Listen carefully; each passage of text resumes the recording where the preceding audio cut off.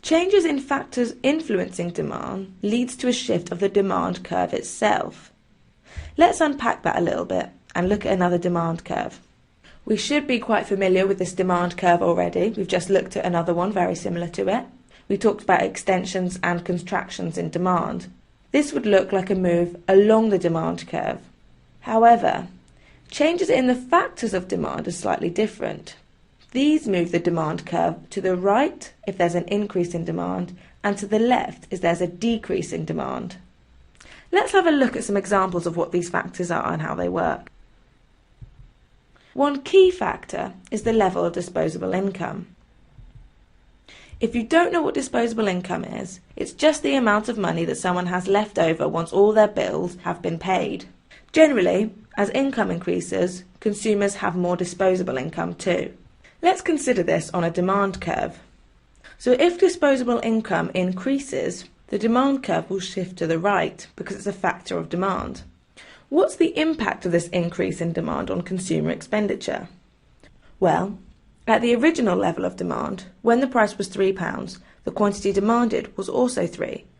So the consumer expenditure was £9. However, when the demand shifted outwards, when the price was £3, the quantity demanded was 5. So the consumer expenditure has risen to £15. But what about when the level of income falls? This will cause a shift of the demand curve to the left because it's a decrease in one of the factors of demand. Again, what does this mean for consumer expenditure? So at our original level of demand, when the price was £3, the quantity demanded was also 3. So the total consumer expenditure was £9. However, when demand shifts to the left because of a total drop in the level of income, even though the price may remain at 3, the quantity demanded is only 1. So the consumer expenditure falls to just £3. This might be something that Simon and Luke want to consider at their strawberry stall. The amount they can charge per punnet of strawberries may depend on how wealthy their town is. If the town is really wealthy, they may be able to increase the price and sell just as many punnets of strawberries, so it's something worth considering. Another factor of demand is consumer tastes. How fashionable or preferred a good or service is at any given time will affect the level of demand. How fashionable or preferred a good or service is could be for a variety of reasons. For example, if new health benefits are found for strawberries, the demand will immediately rise. Tastes and preferences can also reflect seasonal demand. For example, strawberries are more popular in the summer. Another factor of demand is the market expectations. The expectation of future changes in price for any good or service may change demand in the short term. If prices are expected to increase in the future, consumers will increase expenditure in the short term. For example, if there is an increased price of strawberries looming in the future, it's likely that there will be an increased demand for strawberries now. People rush to buy strawberries at their lower price in the moment. Let's look at some more factors of demand. The size of the population can also affect the level of demand. For example, if an event should occur which leads to an increase in population in a specific area, the demand for many goods and services will increase and the curve will shift to the right. The opposite is also true if there's a decrease in population. For example, if there are just 2 people who live near the market, Simon and Luke may find that they can only sell 1 punnet of strawberries. However, if more people enter the area, so now we have 10 people who are in the area, Simon and Luke can suddenly sell 5 punnets of strawberries. This is just a simple example of how an increase in population size can lead to an increase in demand. Finally, the type of good itself can affect the level of demand. Let's have a look at 3 different types of good: inferior versus normal goods, substitute goods, and complementary goods and services. Starting with inferior and normal goods. What is a normal good? Well, a normal good is just a good whose demand increases as income increases. This is the case with most goods, but an example could be a bottle of wine. When income increases, more wine is purchased and therefore demand increases. An inferior good, however, is one whose demand falls as income increases.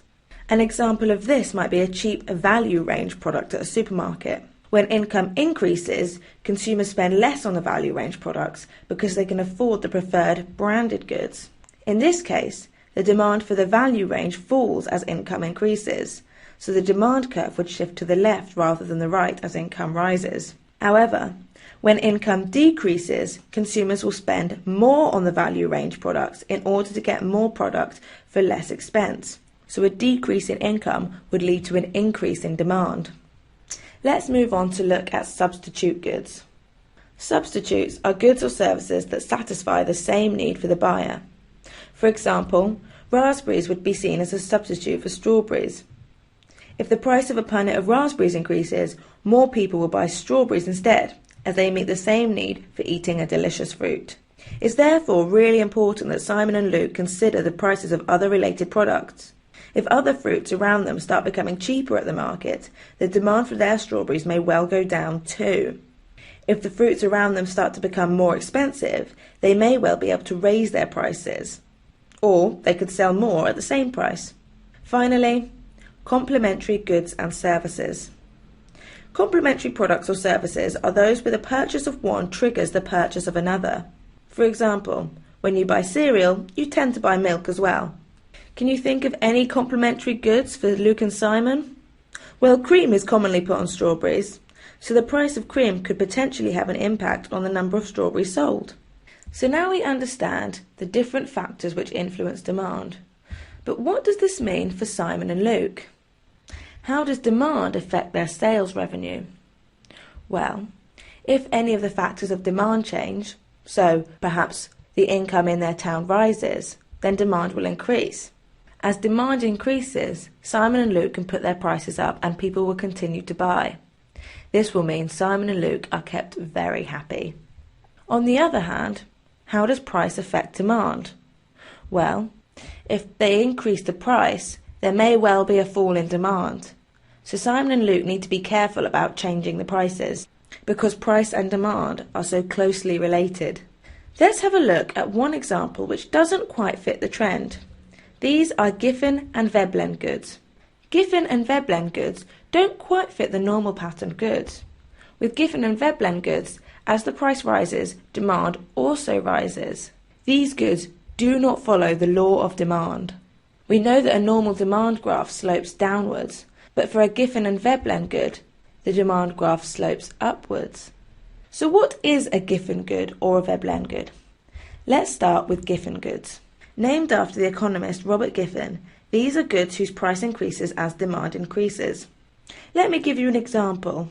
Teresa lives in a region where rice is considered a staple food. One day, the prices of all food products start to rise, including rice. In the beginning, Teresa and all her friends decide to continue buying the same amount of rice despite the price rise. After all, it's her staple food and all of her family have always been used to eating it. This runs contrary to the law of demand, which states that people should buy less as price rises. But the fact that the rice is a necessity good means that they continue to buy it anyway. As all prices continue to rise, Teresa realises that she can no longer afford the whole spread of products she used to buy alongside with her rice, like the meat and the vegetables. So she therefore buys more rice instead. This means that for Teresa, her demand for rice is actually increasing even though the price is rising. There are 3 factors that apply to all Giffen goods. Number 1, they must be an inferior good. We know that means a low-cost value product. Number 2, they must have no substitutes. There are no alternatives, so people continue to buy despite the price rise. Finally, they must be a staple good or product for the consumer, so they continue buying even when the price is rising, because they're seen as a necessary staple good. Let's move on to looking at Veblen goods. Now, Veblen goods are named after the economist Thorstein Veblen, and the idea is that the more expensive and therefore more exclusive an item becomes, the more desirable it will be to some sectors of society. For example, if a new watch comes onto the market, which is priced around the same level as others on the market, demand may remain low. The option of the owners of the watch company could either try and reduce the price to lure customers away from the other products on the market, or they could increase the price. If the price was increased at the same time as a marketing campaign, which demonstrated the exclusivity of the new product, the price rise might actually cause more people to purchase the watch because they see it as an aspirational good. For Veblen goods, there are two factors which always apply. Number one, a Veblen good must be a luxury good. People have to want the good because it's expensive, because it's aspirational, and it shows that one is wealthy to buy it. A Veblen good must also appear to be exclusive, so it's only available to a limited number of people. So now we've got a really good understanding of the different types of good there are, the factors influencing demand and demand as a whole. But there's one thing we're missing. The selling of strawberries doesn't just involve Simon and Luke. We've forgotten to mention Winifred. Winifred is their farmer. She supplies all the strawberries for Simon and Luke to sell at the market during the week. Simon and Luke have met up with her and are chatting to her about their experience with falling prices leading to an increased demand. They were saying how the falling prices hadn't been all bad for them at all. But Winifred feels quite differently. She lets them know quite firmly they shouldn't expect falling prices from her, and she tells them that if price falls much further, she'll be switching her production to raspberries instead. So while falling prices had worked to increase Simon and Luke's revenue, this hadn't seemed to work for Winifred. Clearly Winifred, as a supplier, has a different relationship between price and quantity. This is because buyers and sellers react differently to changes in prices. And this is where we come on to supply. Let's get another technical definition in.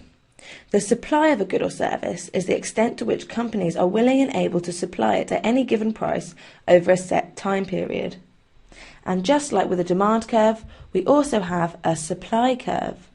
However, while you may remember that with the demand curve there is an inverse relationship between price and demand, by that we mean while one increases, the other decreases, in the supply curve this is not the case. As price increases, the quantity supplied also increases. The opposite is also true.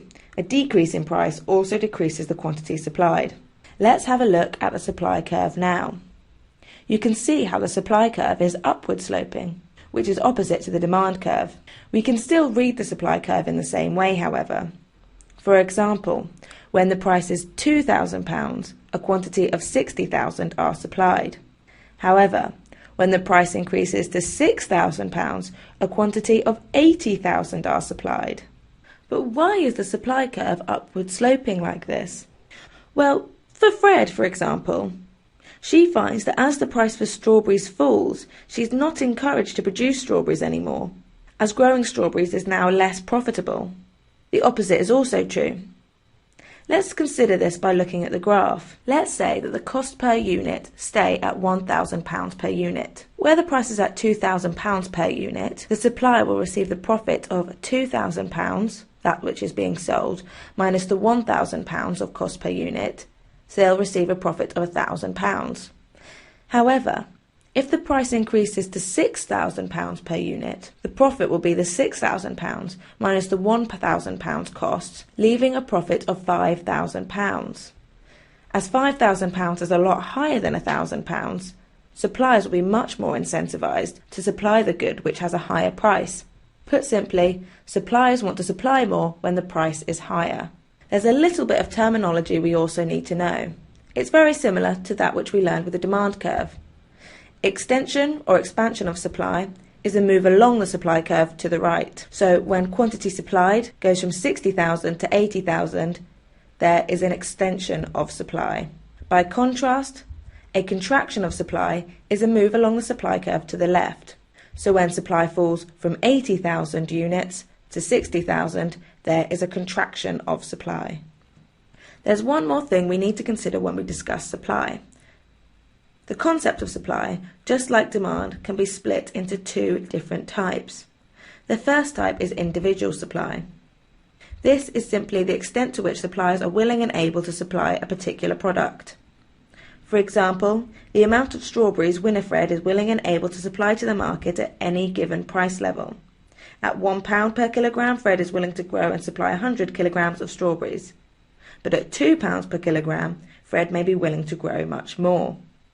However, supply can also be considered as market or aggregate supply.